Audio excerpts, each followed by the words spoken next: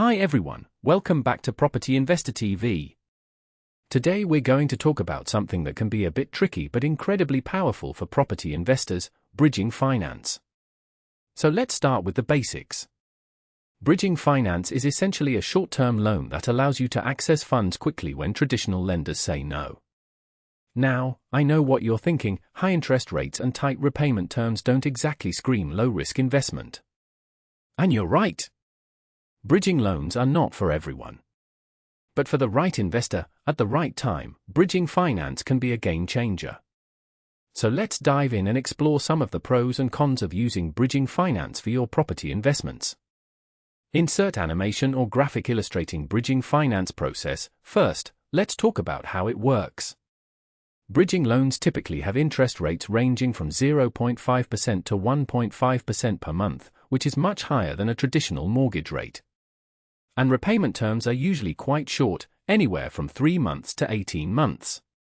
This means that you'll need to have a solid exit strategy in place before taking out a bridging loan. Insert example of successful bridging finance deal. Now, let's talk about some of the benefits of using bridging finance for property investments. For one, it can provide access to funds quickly when traditional lenders say no. This is especially useful if you're looking to flip a property or secure a new development opportunity. Bridging finance can also be used to purchase properties at discounted prices, giving you an edge in the market.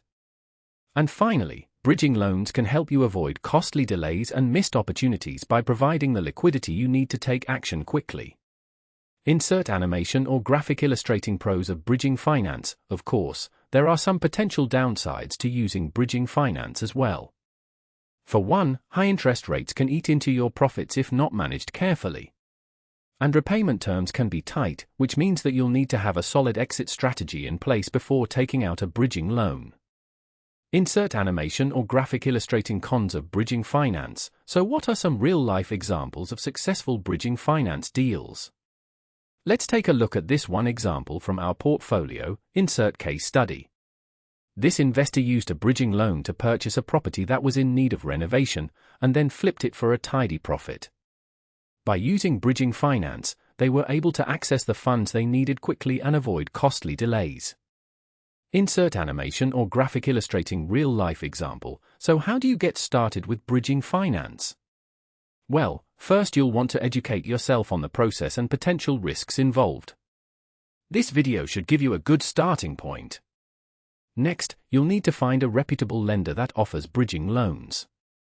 And finally, you'll need to have a solid exit strategy in place before taking out a bridging loan. Insert animation or graphic illustrating getting started with bridging finance. So there you have it, bridging finance explained for property investors.